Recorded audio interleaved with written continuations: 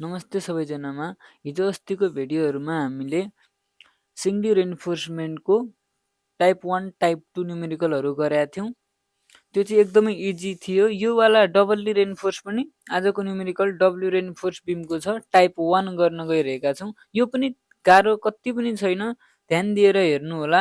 यो म एउटा न्युमेरिकल चाहिँ यहाँ गराउने छु, लास्टमा एउटा न्युमेरिकल चाहिँ एसडब्ल्युको रूपमा हजुरहरूलाई दिनेछु। त्यो चाहिँ हजुरले कमेन्ट बक्समा खिचेर हालिदिनु होला। ल क्वेसनमा चाहिँ स्टेप्सतिर लागौँ। फर्स्ट अफ अल क्वेसनमा गिभन चाहिँ के हुन्छन्? इफेक्टिभ डेप्थ डी गिभन हुन्छ, clear cover D dash given नै हुन्छ, सिग्मा सिबिसी गिभन नै हुन्छ, सिग्मा एसटी गिभन नै हुन्छ, मोडुलर रेसियो एम पनि गिभन नै हुन्छ। एएससी भनेको area in compression side, AST भनेको एरिया इन टेन्सन साइड, यिनीहरू सब गिभन नै हुन्छन्। अनि अब स्टेप 1 तिर लागौँ। स्टेप 1 गिभन, यिनीहरू सुरुमा चाहिँ यिनीहरू गिभन लेख्यौँ।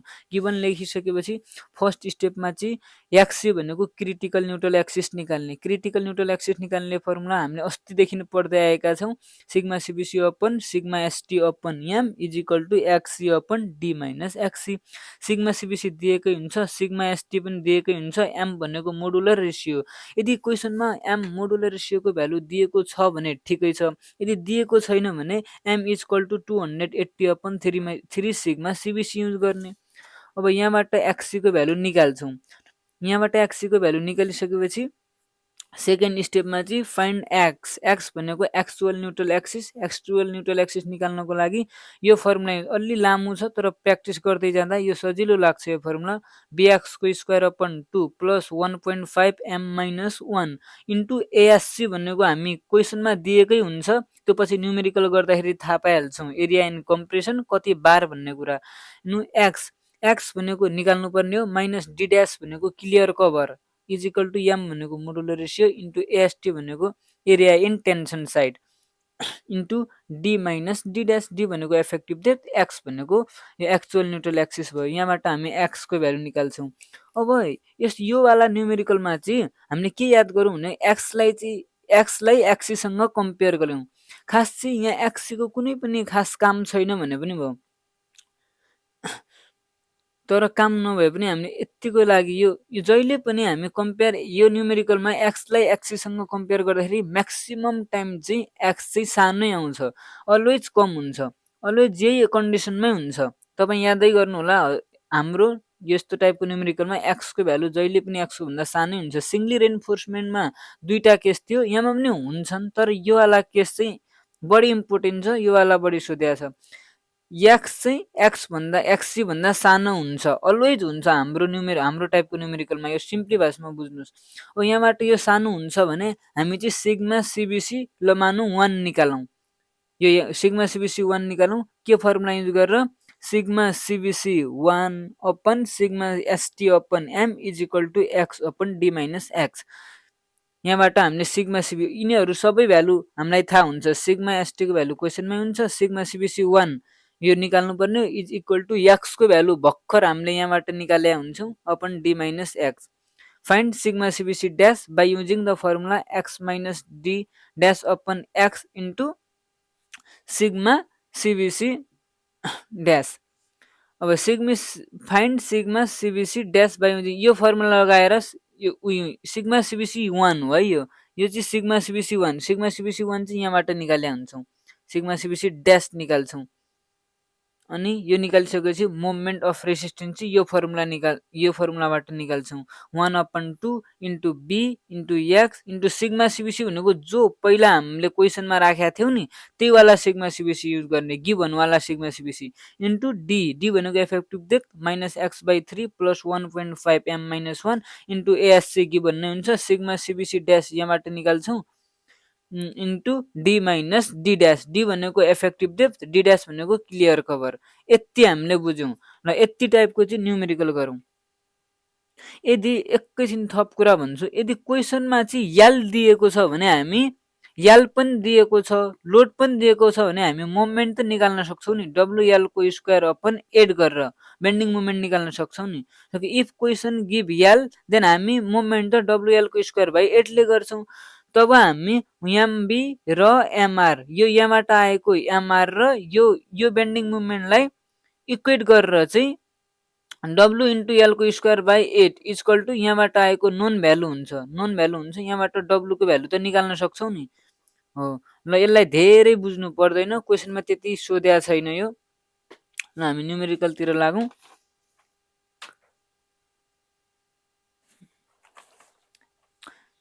न्युमेरिकल चाहिँ 2075 यो चाहिँ एकदमै धेरै नै इम्पोर्टेन्ट हो। 2079, 2075, 2007 मा सबैमा यो क्वेसन सोधेको छ।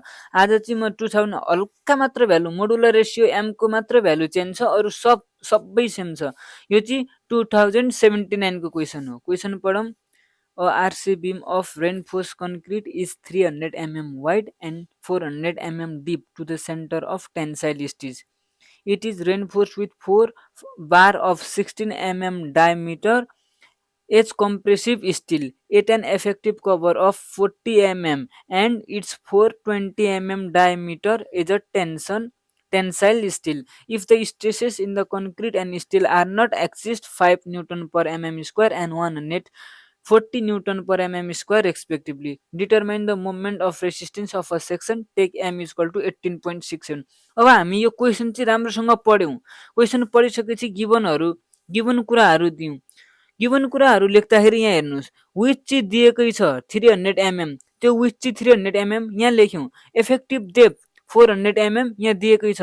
यदि यहाँ चाहिँ 400 mm deep to the centre of tensile steel नभनेर ओभरअल डेप्थ भनेको भए हामी चाहिँ यहाँ क्लियर कभर यो छ नि, यहाँबाट क्लियर कभर घटाएर इफेक्टिभ डेप्थ निकाल्छौँ। तर यहाँ चाहिँ डाइरेक्ट ओभरअल नभएको हुनाले यहाँ चाहिँ इफेक्टिभ डेप्थ नै मान्यौँ, यसलाई नझिक्यौँला त्यसैले।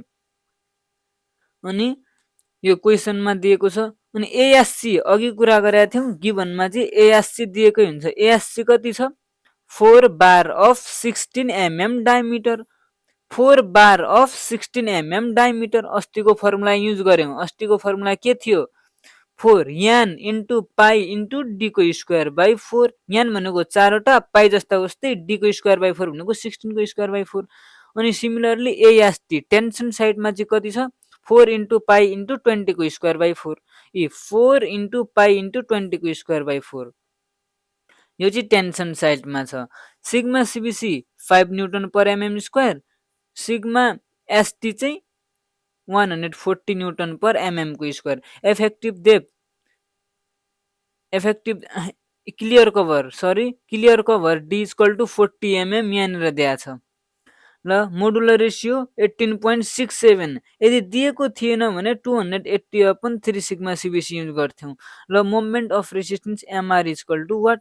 अब स्टेप बाई स्टेप जाउँ। स्टेप 1 मा अघि हामीले भनेका थियौँ, स्क्रिनसट ल्या भए सजिलो हुन्थ्यो। ल फर्स्टमा चाहिँ क्रिटिकल न्युट्रल एक्सिस निकाल्ने यो फर्मुलाबाट sigma CBC upon sigma ST upon m is equal to x c upon d minus x. Sigma CBC दिएकै हुन्छ। सिग्मा एसटी भनेको सिग्मा सिबिसी 5, सिग्मा एसटी भनेको 140 अपन एम भनेको modular ratio 18.67 is equal to x c निकाल्नु पर्ने हो upon 400 minus XC. यहाँबाट चाहिँ एक्सी को भ्यालु निक्ल्यो। 400 चाहिँ यो इफेक्टिभ डेप्थ हो, डी यहाँबाट निकाल्यौँ। अनि सेकेन्ड स्टेपमा चाहिँ अघि के भनेको थियौँ? Finding actual neutral axis x. अहिले हामीले क्रिटिकल न्युट्रल एक्सिस निकालेको थियौँ। अघि सेकेन्ड स्टेपमा चाहिँ फाइन्डिङ एक्स युजिङ यो फर्मुला युज गरेर बीएक्स को square upon 2 plus 1.5 m minus 1 into ASC into X minus D dash is equal to M into AST into D minus X. अब यिनीहरू सबै चाहिँ क्वेसन हामीले अघि गिभनमै लेख्यौँ। बी भनेको 300 mm, बी भनेको 300 mm छ। एक्स स्क्वायर भनेको एक्स को भ्यालु निकाल्नु पर्ने हो, प्लस 1.5 जस्ताको यस्तै इन्टु एम भनेको 18.67 modular ratio 18.67 modular ratio minus 1 जस्ताको यस्तै। एएससी भनेको अघि हामीले निकालेको थियौँ 804.247 ASC into X minus 40 X minus जस्ता जस्तै डी ड्यास, यो 40 चाहिँ डी ड्यास हो, clear cover D dash equal to 40 is equal to M भनेको मोडुलर रेसियो 18.67 इन्टु एएसटी भनेको हामीले अघि एएसटी भनेको क्यालकुलेटरमा हानेर 1256.637 निकाल्यौँ।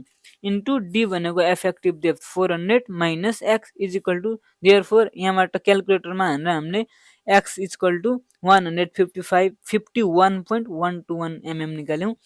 अनि हामीले अर्को स्टेप भनेको थियौँ कम्पेयर एक्सलाई एक्सीसँग कम्पेयर गर्ने। यहाँ हेर्नुहोस् यहाँ चाहिँ एक्सको भ्यालु चाहिँ एक्सी भन्दा कम आयो। एक्सको भ्यालु 151.121 तर अघि एक्सीको भ्यालु चाहिँ 160.017 थियो नि त। त्यसैले यहाँ चाहिँ एक्सको भ्यालु जहिले पनि कमै आउँछ के।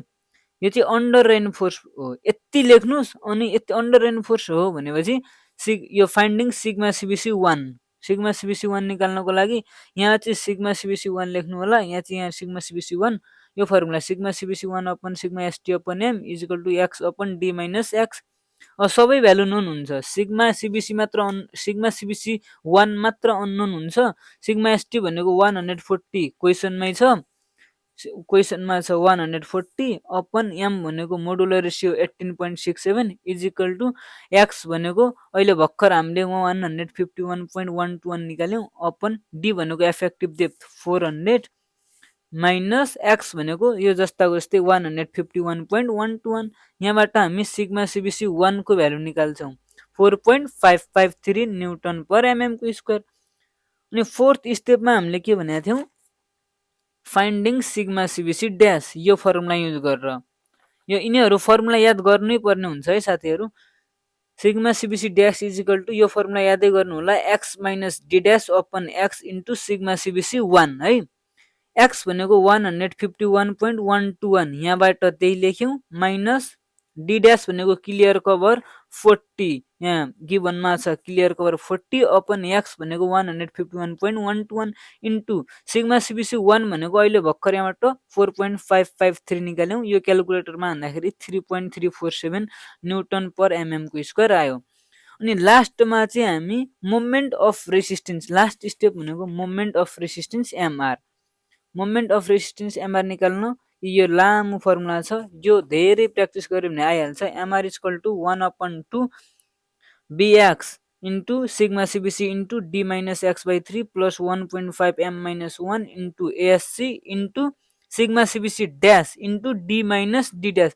अब यो सबै भ्यालु चाहिँ हामीले निकालिसकेका थियौँ। जस्तै यहाँ हेर्नुहोस् 1/2 जस्ताको जस्तै बी भनेको विथ क्वेसनमै दिएको गिभन नै हो with 300 mm with 300 mm into with 300 mm into x भनेको हामीले अघि निकाल्यौँ 151.121 यहाँबाट x इन्टु सिग्मा सिबिसी भनेको क्वेसनकै सिग्मा सिबिसी कति छ सिग्मा सिबिसी भनेको 5 न्युटन पर एमएम स्क्वायर।